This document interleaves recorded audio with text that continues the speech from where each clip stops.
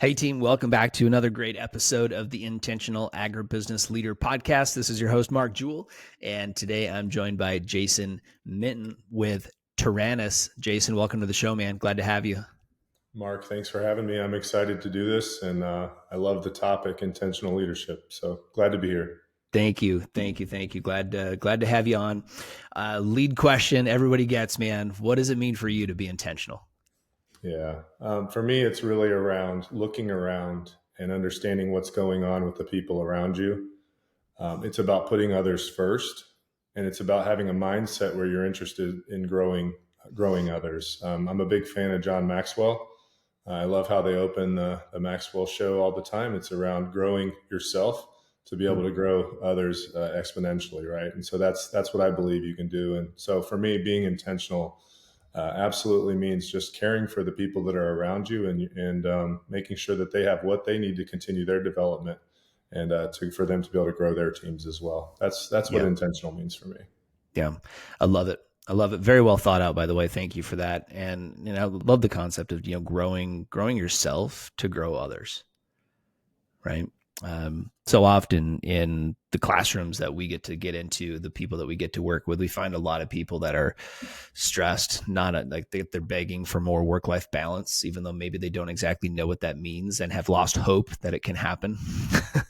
They're asking for time management. I'm like, no, you don't need to. Nobody needs to teach you how to run your calendar better, right? What we need is up leveling of our standards for how we get to experience our time, right? Which means you gotta grow yourself. You gotta grow, your own mindset, skill set. It's your own personal capacity so that you can invest in others. And it is like it says on the airplane. Every time we get on the airplane, right? It's put your mask on before you put somebody else's mask on. Right. So. I also love what you said there about work-life balance. I had a colleague that I worked with many years ago who said that really for him, it wasn't about the work-life balance. He said people are pretty good at balancing their life. It's just a matter of balancing the work that goes with it, right? And so I love that idea of thinking through people do have lives outside of work, and what can you do to help them balance their work so that they are able to go do those things that they love? Because the more they do the things they love, the more likely they are to come back refreshed and ready to participate. So love that you mentioned work-life balance and being even in that space, being intentional to be coaching and developing someone to ensure that they're able to get that appropriate level of work balance so that their life can be rewarding for them.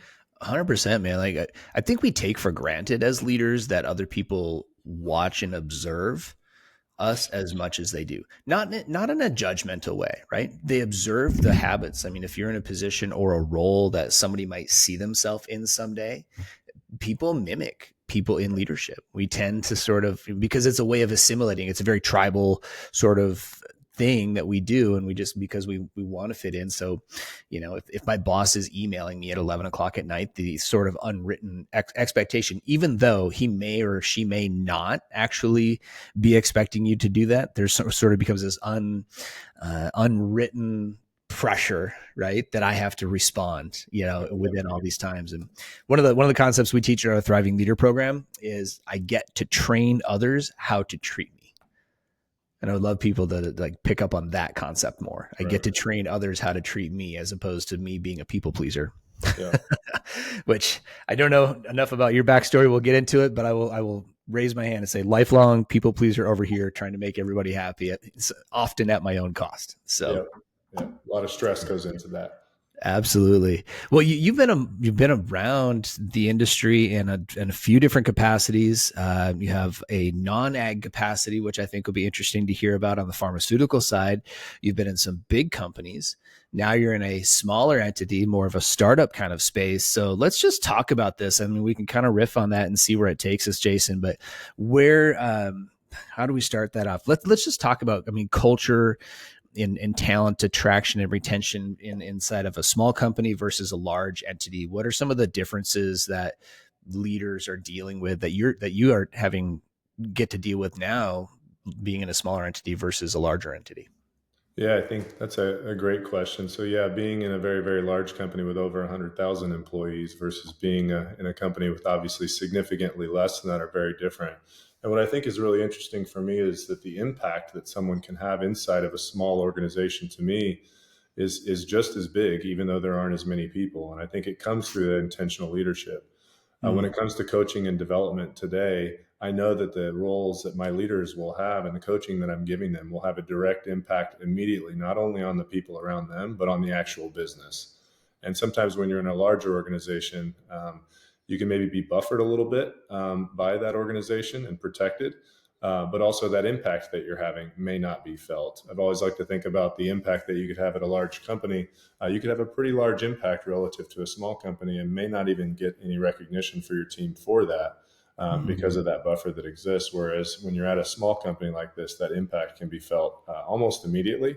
And what I love about it is people can be empowered to actually take action. The company that I was at before was Bayer, was working through a model with a book called Human Accuracy. You might have, I'm sure you've heard of that book, but it's really about human empowerment and that each individual should be empowered to do their work. And that's what I see in the role that I'm at Taranis, is that our team members are absolutely empowered to take action right away. And that's the difference between maybe a big company. Sometimes that empowerment doesn't come with a role because of the sheer size of the organization and then maybe duplication of roles across functions as well. Yeah. Can you break down empowerment for us just a little bit? Like, can we break that down in a way that I know it's often said, right? But I often wonder, like, do people really get it? Right? What it means if I'm an empowered employee on my team, or you're an empowered employee on my team? What does that mean? How does that show up? Yeah, because it doesn't just happen right away, right? And that again, I think this is where this intentional coaching culture comes back into play. This can't be a one and done thing where you do it once and then you say, hey, we're done with coaching culture and everybody knows what they're supposed to do. It's got to be over a period of time that people can get the ability to make those decisions, have the autonomy to sometimes maybe make a mistake, have to rework the decision that they made, even though they were empowered to make it, and then get back and create new decisions and not be afraid to make them because you made the mistake. And I think, again, that goes with consistent coaching, that people recognize they're going to be rewarded when their decision is right. And they're going to be discussing the situation when their decision was wrong. And I think that's something you have to continue to do over time. And eventually the leaders begin not only to develop better decision-making inside the organization, but also develop a trust between them and their manager that they have that autonomy to make the decision. So I think for people to truly feel empowered, they have to know that, one, you're going to hold them accountable to the decision they make, but also you're going to recognize them when they make the right decisions. And too often, I think we breeze right past all the good decisions that get made, and we don't reward people for those decisions, and we spend a lot of time on the negative, and that won't get us there, in my opinion. Yeah, it's super true. I heard or I watched a YouTube short, I think it was, of Simon Sinek making the very interesting point that when something bad happens, or I think in the video's case, it was a life tragedy, but we make mistakes, right? Let's say we make mistakes at work.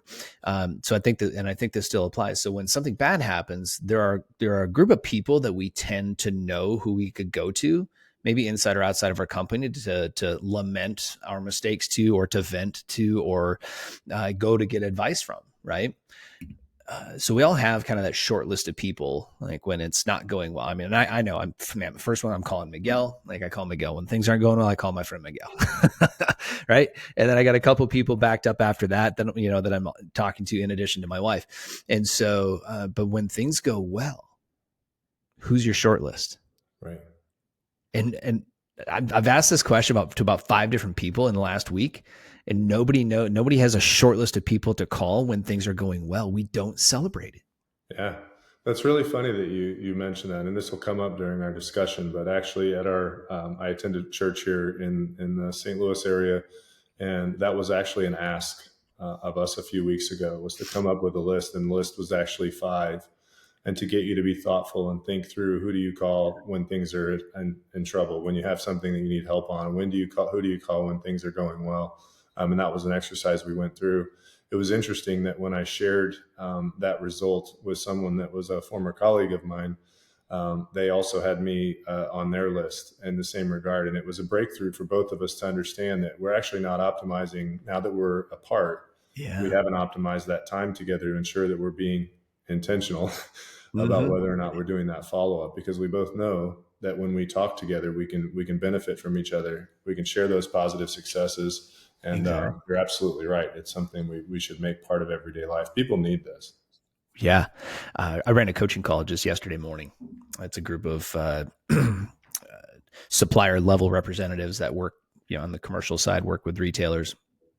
And I mean, the ag market. Nobody is a stranger to where the ag market is today. The mindset is down. Where nobody's super excited about commodity prices right now. We're in this sort of downward super cycle of and nobody really knows how long this is going to last and what does that really mean even at this point, right? So a lot of people were fall of 2024 as we record this podcast. So maybe we're listening to this 2 years from now and we'll know the answer, but right now we don't know. Yeah, we don't know how this is going to turn out. How long is it going to take? What are all the potential impacts? We don't know who's going to be president, right? There's a lot of just sort of unknowns we're walking through. And I went around, just asked the team for an update. Hey, what's going on? This is just a monthly call with this group. And I said, hey, let's talk about what's been going on the last month. And and maybe it was Monday morning, Jason, I don't know, but it was like one negative thing after the next. And the longer we went, the more it piled on, to the point where I said after about 10 minutes, I was like, all right, we got to completely reframe this call. Right. We got to intentional redesign, Larry. Let's push reset and start over. Because it's very natural for us to talk about what's not going well. It's very natural, I think, for people to talk about how busy they are, because everybody's busy.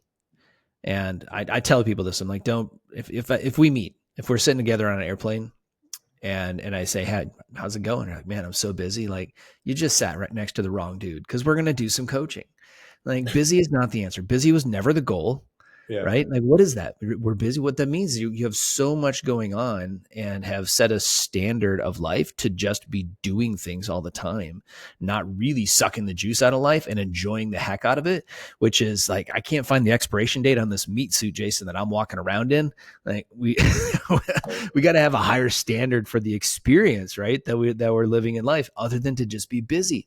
I mean, if you do sit down and do a performance review and somebody just tells you that they're busy, I mean, what is that really telling you?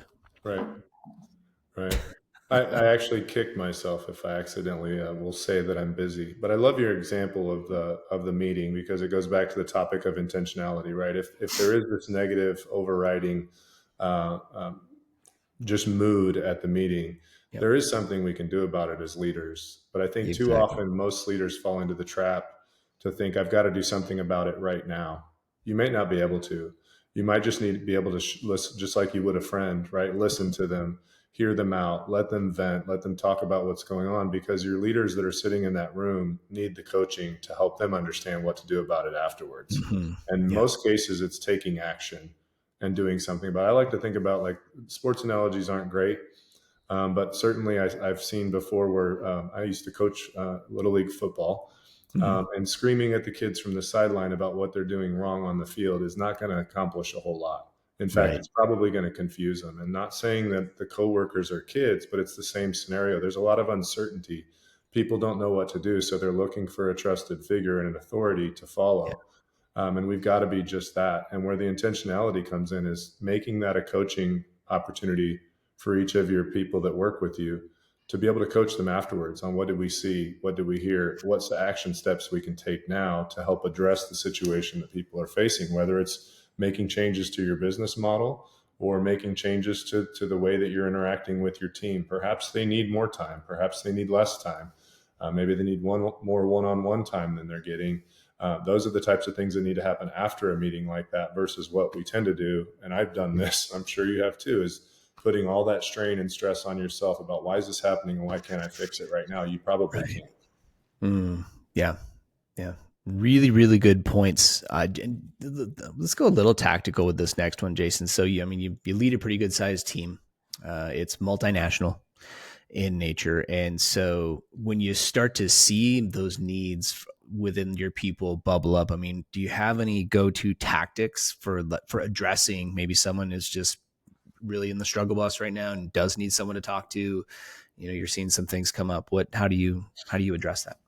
Well, I think the first thing is to find that one-on-one time has to happen. And the good part, something that happened that came out of COVID in my opinion, is that just like right now, the technology that exists for us to be able to communicate, whether you're in Brazil or whether you're halfway across the country in a sales territory, it's easy for us to get together in a one-on-one scenario and talk just like you and I are talking right now.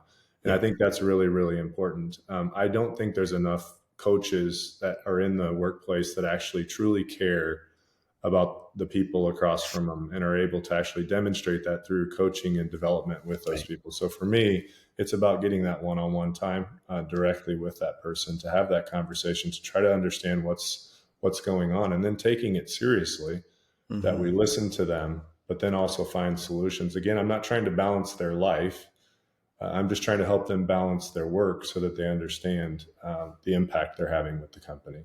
And Yeah. I would just add, Mark, that I think it's really, really important too, that my focus, or I try to make it my focus, is to understand how that person is impacting the business, and so that they understand that their role is meaningful every single day. We had this example. We have a lot of technical team members that work on the product on the back end and fix the software and do all of that. And those people aren't really well connected to the interaction that the customers have with that product. So guess what happens when we have something that's working really, really well? They don't tend to hear much about it. But when something's not working, it's the first call that comes in is for that person to get it fixed. And why isn't it already fixed, or why wasn't it fixed yesterday? But Right. connecting those people to the purpose of that work and the importance of what they do for the company and the products is really important. And again, back to large companies, it didn't matter whether it was a large company or a small company. It was the same at both. People are Yeah. disconnected from their work. They don't understand why they're doing what they're doing. And if the leaders, we can connect them to that, it creates meaning in the work that they do. Yep. Oh man, so good. Really, really good. I'm just good tactical stuff there, guys. I can rewind that about 4 minutes and go back and get the answer to that question. Right. I mean, it's really sitting down, blocking some one-on-one time, being really intentional about that time, and getting to the heart of the matter, connect that individual to why their role matters. My wife and I talk a lot about this so we merged our businesses this year. And so now this operates under one hood, and we have new branding coming out here November 1st. It's been an interesting little conversation behind the scenes as we put together our finances and go through all the things. Not only is that challenging in a business, but we're married, so we're in the same house. Her office is upstairs from mine. Okay. So, but as we've been going through all that, the one thing that we've had to keep as the North Star to guide our conversation is what we are creating. Right. So it's very easy to think about and get stuck on like, well, why did you make that decision? Or why are you subscribing to that software? Or why do you have this? Like, why don't you do it this way? Right. We do that in relationships. We also do it at work. Right. I call it the we shoulds or you shoulds. We should be doing it, or you should be doing it that way, or you shouldn't. Right. And it becomes very easy to get stuck in a story about someone because of the you shoulds or the we shoulds or shouldn't haves and all the things. So having that North Star, like what is the most important thing? I think alluded to it with that. It's like, so connecting their role back to what's most important. I think that's a really crucial thing that a lot of people miss because we get caught up so often in just the, how do I fix it? Okay. Or what went wrong? How do we fix it? Let's move on. But that doesn't actually solve the heart of the matter. And if you want it to be permanently changed, you have to solve the heart of the matter. By the way, amazing work that you're working under the same roof as your wife, and it sounds like it's going well. So that's amazing. Yeah, so fun fact. So we have a word of the year every year. This year, our word we did a combined word, and it was so we got 2 words. It was supernatural unification. So that was like a divine call to really bring our marriage together. And we're both on combined families. She had 3 kids. I had 3 kids. We met later on in life, second marriage, that kind of thing. And so we know a lot about what we don't want. And we're also so super, super clear on what we do want. But we had no intention at the beginning of the year of merging our company. That was something that came as a result of going all in on unifying our family, unifying our marriage. It was a very intentional move. And then about quarter of the way through the year, the good Lord said to us, like, how about we just merge the business and call it one thing? And it's been a fun time ever since. I'll be honest with you. We've had our ups and downs with it, mostly good. what's coming out of it is really fantastic. I'm the most excited I've been about my business and my career that I have been probably since I started my company 13 years ago. That's great. That's great. And I love when you talked about purpose there too. It triggered something, and you brought up the kids as well. I only have two, so I'm not dealing with six kids. I just have two. They're in their teenager adult. Actually, one's an adult years now. But a few years ago, my wife and I sat down and we realized that, we had moved the kids around a little bit around the country. Things had been a little bit chaotic, and we sat down and we came to an agreement on we had purpose for our kids and what was that purpose. And there was two things that we believed when they were 30 years old, if they had a relationship with us and a relationship with Jesus, that they would be in a better space. And Beautiful. so we did that, and we sat down with our kids. And I don't share that lightly. I share that because if there are listeners that haven't done something like that, it will change your life. Because now think about your 16-year-old daughter facing what 16-year-old girls tend to face in high school, and some of those pressures. The pressures can be alleviated, especially for the parents, to know that are either of these things going to impact either one of those things, a relationship with me or a relationship with their Savior. They won't, and that helps us a lot. So it helps steer us back to what's most important. It helps us guide, and I think the same thing could be said at your workplace. Yes. So often we're caught in the minutia. And there's a big picture thing here that probably could get us right past it, but we aren't looking for it. So, 100%, man. I mean, this is one of my biggest lessons of the year, because we went from the awareness of this practice to the full embodiment, or just how we do things now.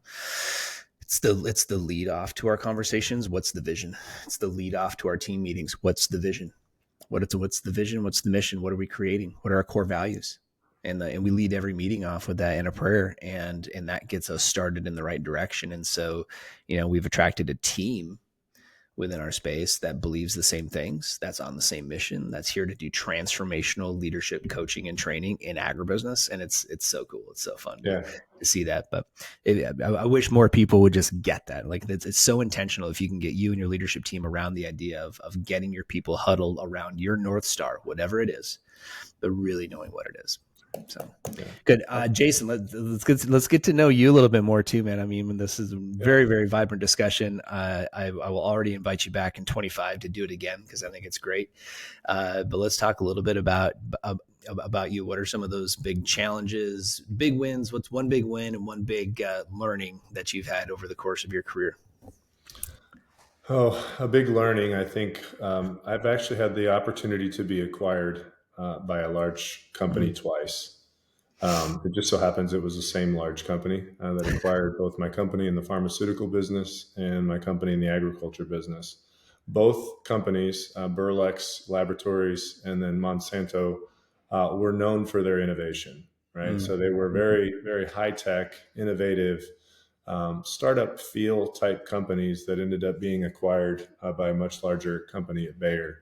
And the learning for me really came around culture and how cultures form around different entities coming together. And it doesn't matter whether it's two big companies or it's two small teams coming together, or coming onto a new role now, two teams that maybe haven't collaborated or talked well in the past. There's an important step that needs to happen. It needs to happen sooner rather than later. So in both instances where the large company bought the small company, I watched these cultures of both companies try to survive for a really, really long time. And I can't really explain if it was people or if it was just the mentality of the sort of herds from each of the companies. Yeah. But it was damaging. And it limited the success and impact that the merger of the two companies had over time, because it probably took too long. We waited too long to say we've got to get together, unite, and form new purpose around this new company or this new group of people. And so for me, it's about getting that unification as soon as possible and finding things that unite us. And I would say that was something that it was a struggle to understand that. And it also led to sort of negative impacts where you had one side of the company saying it was the other side's fault and the other saying it was the other side's fault. And in the end, it was all of us, right? We all needed to come together. Right. That for me was one of the biggest, I would say, kind of hurdles that I've had to face, and I had to face it twice. Having seen it the second time, I tried to make myself a bigger impactor on the new culture going forward versus the first time where I sort of sat and watched what happened. and then observed that this was, oh my gosh, I see what happened now. We've waited too long. And these two have tried to strive. And now all of a sudden we're at each other a little bit. Right. Makes sense. So there are a lot of people, I think, listening that listen to the show that are probably in some some smaller entities out there that, let's be honest, that are going to get acquired at some point. There's a lot of startups just in the biological space. 130, 40 some startups, I believe, in that side of the industry, and then in others as well. In the ag tech side, more startups. So obviously it happens, right? It's the nature of the industry. We can hopefully just get away from the wishy-washiness. Like, listen, it happens. It's going to happen to your company at some point in all likelihood. So even on the co-op side, right? Lots of mergers happening all over the place. And there's certain segments of the country where they've gone through it, and certain ones that are about to get into it, and a lot of talks about it. So, it's likely that you're going to experience this at some point if you're an employee of a smaller entity. What would you advise a leader or even just an employee going through that? You get the news, you hear the rumors, then, the email or the announcement or the all company call comes out, and that's when you find out, right? Or maybe it hits the news first. I don't know, but if you somehow you find out that it's going to happen, how do you advise someone just to kind of prepare themselves mentally and be intentional about going through that process? Yeah. I think it's really important, in the same situation where you're maybe interacting with a customer, where you're trying to develop a relationship or a sales relationship, is trying to find those things that are important to the other side. And it's no different than any other human relationship, right? People would love to talk about what's important to them. A lot of people like to do that, but too often we're so interested in sharing what's important to us. And I think specifically when you get two companies together, both sides are trying to drive what's most important to them versus truly trying to understand what's important to the other party. Because your merger brought your two companies, or your merger brought your relationship together for some reason. And we tend to find the reasons why it doesn't work versus finding the reasons that it does work. And usually that has a little something to do with getting in with the understanding of what they're trying to accomplish. I'd use an example. I worked with one of the large strategic retailers in the U.S., and they have a very large interest in growing their proprietary brand of products. Sure. Well, I could have spent all my time just trying to hawk my own products, but instead our team focused on what are the ways that our products can help bring along those proprietary products in the right agronomic way that they would like to do. And it generated a better relationship between us and that partner because we were able to focus on what their needs. And lo and behold, guess what we discovered? We can actually help them address those needs versus, sort of battling each other out for time and attention. We face that same thing now with Taranis, with the product that we're offering. We need to find the same type of partnership with retailers today. And it's not about us just going in there and selling them Taranis. It's about finding what they do today. What do they do well? What are the products that they sell and sell well? And how can we help them do more of that? That's our goal. And that's a good example of where we need to focus our time on what their needs are. And that's no different than any human relationship. Absolutely. Great way to frame it up.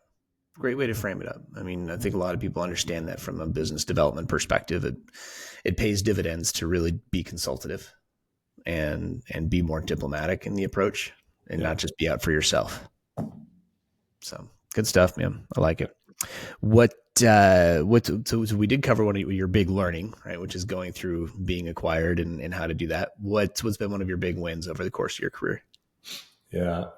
I would generalize this a little bit, but for me, it's every time that I see a new leader taking on coaching and then taking it seriously.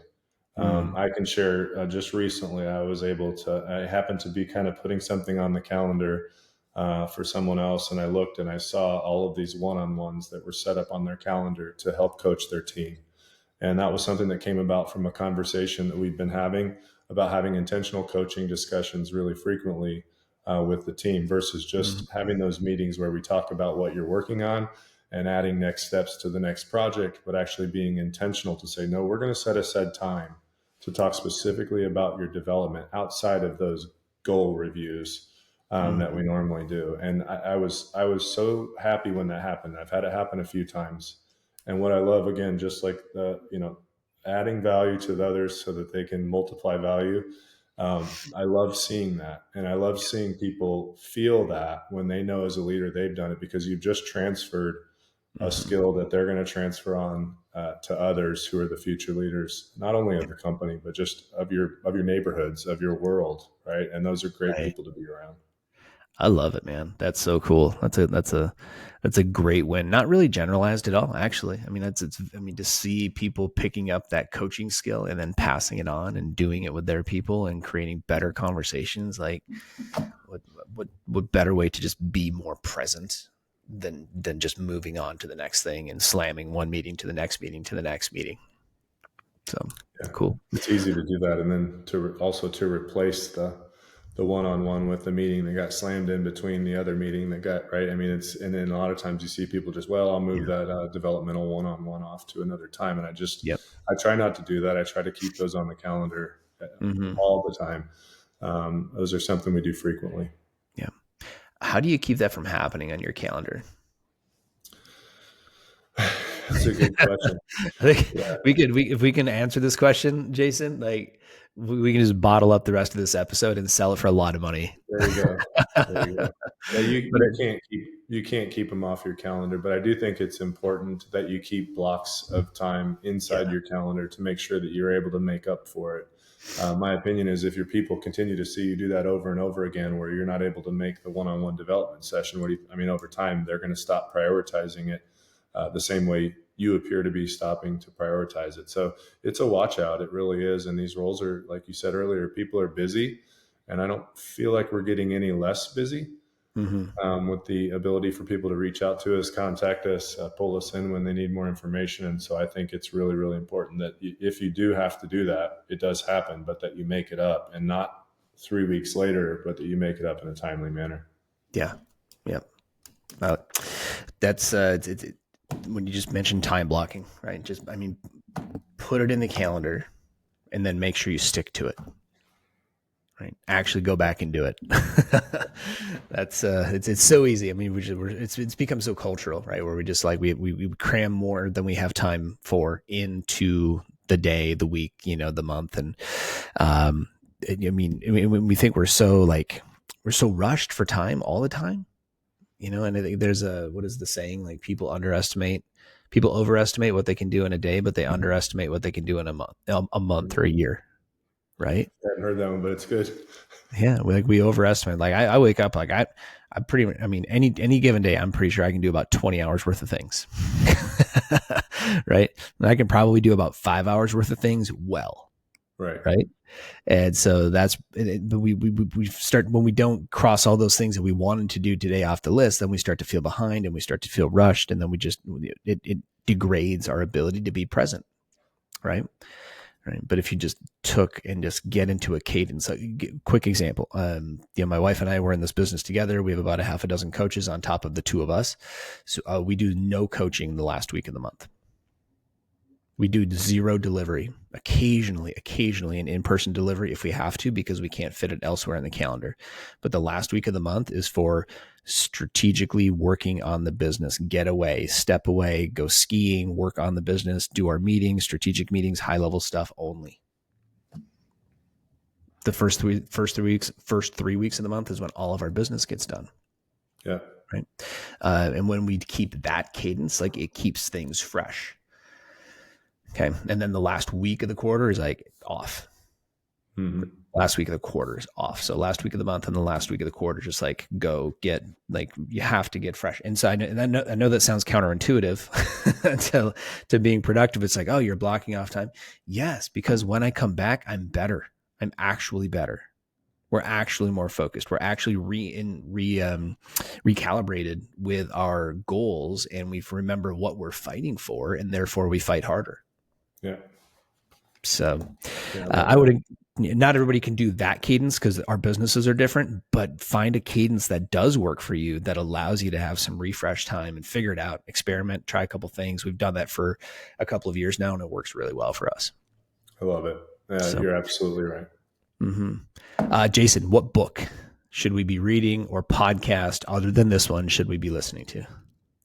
Well, I do love the book, the Human Accuracy book. I know there's probably some, not controversy, but there's some questions about implementation of the model, because it is not, it's not an easy model to implement. But what I do love about it, what the author, I think it's Gary Hamel, talks about is the empowerment of the individual human.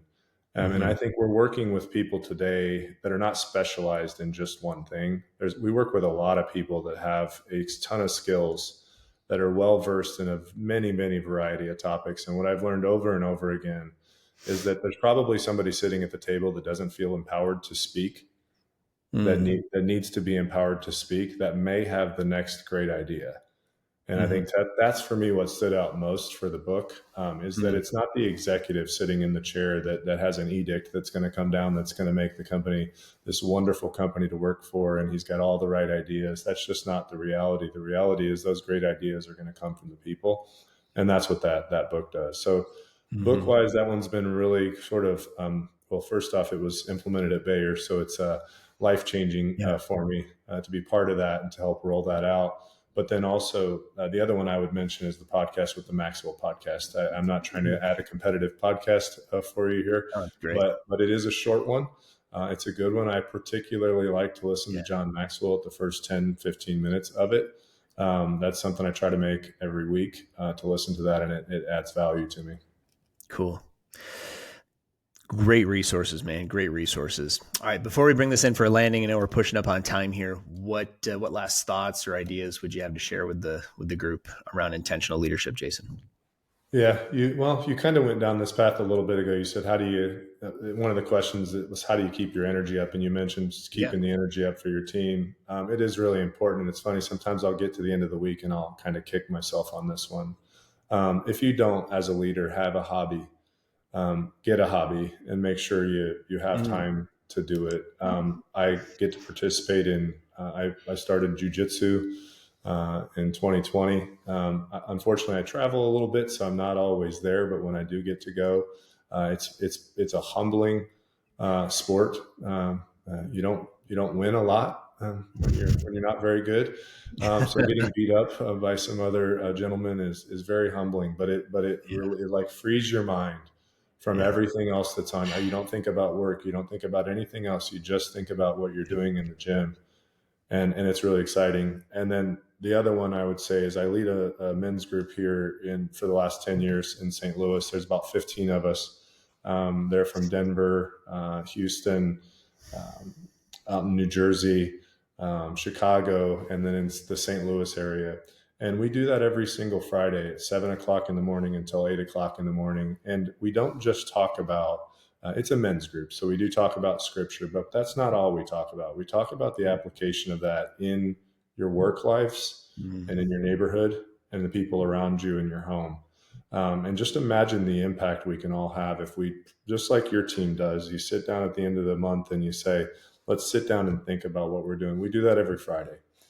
And that is really, really helpful for this group of men. And so we've had a pretty consistent group of working men in all different types of careers. We've got presidents of companies. We've got, we even have a gravedigger in our group. So we have such a variety of individuals, but it refreshes everybody every single week and brings them new perspective on their lives and then on the work that they're doing.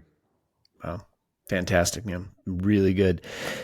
Jason, this has been fantastic. I know we didn't get a lot of our traditional questions, but there's so much rich conversation here around intentional leadership and coaching and making time for others and making yourself a priority that I'm glad we went down some rabbit trails with that. Thanks for being on the show. This is great. Thank you, Mark. Thanks for having me. It's great to meet you.